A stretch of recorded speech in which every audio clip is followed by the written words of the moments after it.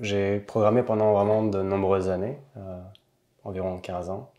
Euh, je suis très content d'avoir fait ça dans ma vie, mais à travers les années, j'ai commencé à me lasser d'être devant un écran toute la journée. Puis à environ peut-être 8 ans, j'ai commencé à vouloir travailler avec mes mains et puis faire autre chose. J'ai toujours été assez manuel. Quand j'étais petit, je me rappelle de faire beaucoup de peinture avec des petites figurines ou des choses comme ça, des maquettes. Puis donc j'ai décidé, j'avais un appartement à Montréal, puis je voulais me faire un bac à plantes, puis je trouvais rien qui fonctionnait. J'ai acheté une scie sauteuse au Home Depot. Puis je me suis juste lancé, j'ai récupéré des palettes à l'arrière du Home Depot aussi. Je leur ai demandé est-ce que je peux récupérer vos vieilles palettes, ils m'ont dit oui. Puis je me suis juste lancé dans la construction. Ce qui n'est pas une bonne idée, soit dit en passant, d'utiliser du bois de palette pour un bac à plantes, parce que souvent le bois est traité. Mais bon, ça je ne savais pas. Ça l'a-tu affecté tes plantes? Non. Non, ok. Mais ça aurait pu. Il est traité avec quel genre de... C'est quoi les C'est produits? pour éviter qu'il y ait des bibites qui viennent gruger le bois, etc. Donc souvent, il y a comme des produits chimiques qui sont mis par-dessus le bois. Donc quand c'est pour des bacs à plantes, surtout si c'est des plantes comestibles, c'est pas une très bonne idée. Ok. Puis c'est pas non plus une très bonne idée de faire des bacs à plantes dans ton salon. Ok. Je pensais que t'allais dire faire des bases de lit en palette parce que ça aussi c'est populaire, mais ce qui peut émaner. Fait que pas dans le salon. Non, pas dans le salon, il y avait de la poussière partout. Puis, donc assez rapidement, j'ai adoré le processus de fabriquer ça, de tout, aller chercher le bois, le récupérer, le démonter, le couper, faire les plans. Mais j'étais dans un petit studio, donc c'était vraiment pas un gros appartement, j'étais comme dans ma seule pièce en train de faire ça. Ma sœur, elle a eu la ruse, elle fait ça dans le garage à mon père en place. Fait que ça va disperser son... Elle travaille dans le Vieux-Port, puis il y a beaucoup de bois des 2x4. Puis elle a commencé à en récupérer c'est ça, le bois qui est utilisé dans son travail. Puis là, elle fait des meubles avec ça, mais c'est ça, elle s'est dit qu'elle n'allait pas faire chez elle. Fait que c'était une bonne première expérience. Ouais, c'était vraiment... j'ai adoré l'expérience, mais pas de le faire chez moi. Puis là, j'avais un ami qui venait d'acheter en fait un guidon en bois chez des artisans montréalais, puis qui m'a dit, bah, écoute, là-bas, il y a un bâtiment avec plein d'ateliers, tu devrais aller voir. Juste été frappé à la porte, je leur ai demandé s'ils cherchaient quelqu'un pour sous-louer l'espace. Ils m'ont dit oui. J'avais aucune expérience.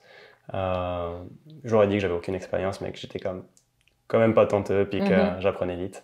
Ils ont été vraiment super patients avec moi, puis ils m'ont appris beaucoup de... T'étais un apprenti, J'ai pas travaillé pour eux, j'ai vraiment loué l'espace pour faire mes projets, mais j'avais quand même beaucoup de questions, puis ils ont été très patients pour répondre à mes mille et une questions, que ce soit sur les machines, que ce soit sur les techniques, etc.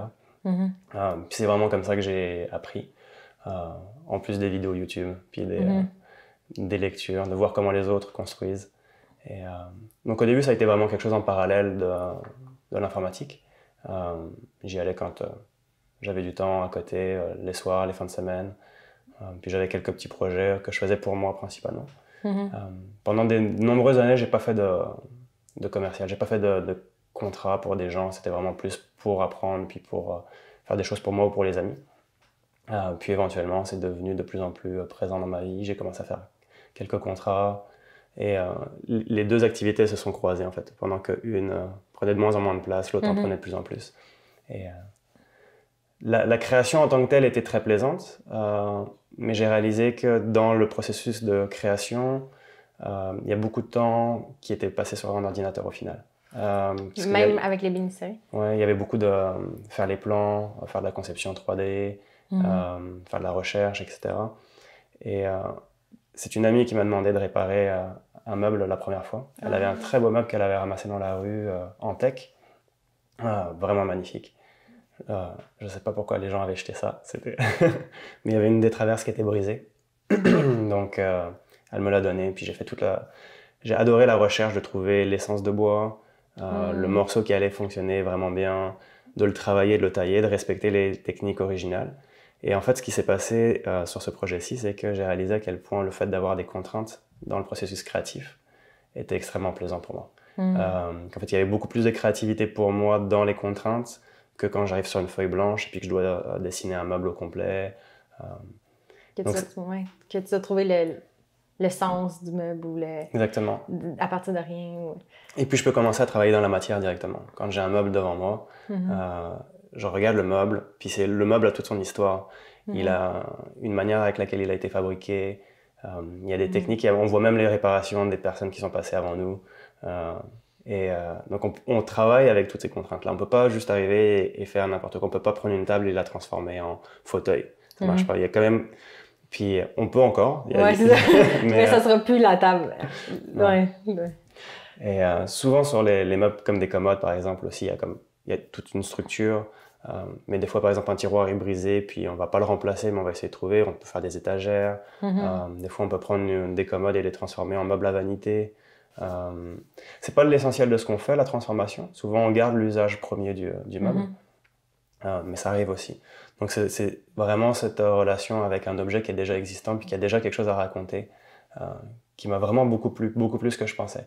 Donc, la réparation est passée de quelque chose que je trouvais peut-être très plate à quelque chose que j'ai trouvé absolument génial et que j'ai voulu reproduire, du coup, de plus en plus. Donc, ça a commencé comme ça. Ouais, ça, c'est les prémices du projet, qui n'était pas encore un projet rendu là.